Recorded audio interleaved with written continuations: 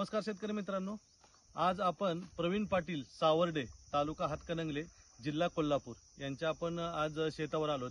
त्यांनी ह्या आपल्या ऊस पिकासाठी आता खोडवा आहे पण लागणीला 10 बॅगा आणि आता खोडव्याच्या भरणीला 5 बॅगा अशी आपली खतं वापरलेली आहेत आणि एक 20-30% रासायनिक खतं वापरलेत. तर आपण त्यांच्याकडून समजून घेऊ की ह्या ऊसाच्या पिकामध्ये त्यांना कशा पद्धतीने भट्टी स्पेशलच्या वापराने कशा पद्धतीने बदल जाणवत आहेत. नमस्कार दादा. आपण आता जवळजवळ किती वर्ष, 5-6 वर्ष झालं शेती करतो? हो, 5-6 वर्ष झालं शेती करतोय. बरं. आपण मागच्या 1.5 वर्षापासून म्हणजे लागणीला आणि भरणीला ह्याला आपण भट्टी स्पेशल खत वापरले. तर तुम्हाला ह्या खताच्या वापरानं काय बदल दिसत आहेत आणि त्याचेच बदल आहेत का? मागच्या वर्षी मी लावणीला जे वापरलं खत त्याच्यामध्ये मला जवळजवळ 70 टन अवरेज पडलं लावणीला. भट्टी स्पेशल वापरलं. अगोदर मी शेती करत होतो.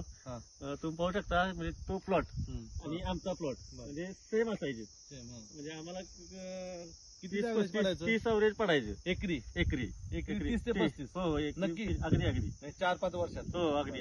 आणि भट्टी स्पेशलचा वापर चालू केल्यानंतर काय तुम्हाला फरक जाणवला? 100% अवरेज मध्ये फरक पडला. आणि दुसरी गोष्ट, उन्हाळ्यात त्याचा जास्त फायदा होतो कारण पाणी धरून ठेवण्याची क्षमता जास्त आहे. त्यामुळे खतांचा वापराने फरक पडतो. 100%. प्लॉट पण बघू शकतो. मला वाटतं आजूबाजूचे प्लॉट बघितले ना तर थोडं रासायनिकचा अतिवापराने थोडे हे आलेत पाण्याच्या शॉर्टेजमुळे. पण हा प्लॉट बघितला तर पूर्ण हिरवागार आहे. हो, अगदी. आणि तुम्हाला टनेज मध्ये पण चांगला फरक भेटला. म्हणजे 30 टनावरनं 70 टनापर्यंत तुमची वाढ झाली. अगदी 100%. हा जो फरक दिसतोय, आता तुम्ही बाकीचे पण काही बदल करत असाल तर ह्या खतांमुळेच तुम्हाला हा परिणाम दिसतोय का अजून काय बदल? ह्याच्यापूर्वी मी लागवड वगैरे भरपूर टाकत होतो. म्हणजे भरणीला म्हणा किंवा रासायनिक लागवड एवढी वापरत होतो. पण त्याच्यामुळे मला उन्हाळ्यात माझं पीक एकदम खाली बसायचं. म्हणजे असं हिरवा पण असं राहत नव्हता. पण ते भट्टी स्पेशल मुळे काय व्हायला उन्हाळ्यात जे पाहिजे आपल्याला म्हणजे आहे ती स्ट्रेंथ राहिली आहे ती राहते.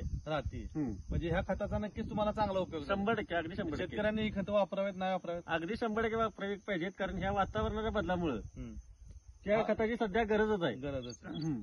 धन्यवाद आपल्याला मुलाखत दिल्याबद्दल.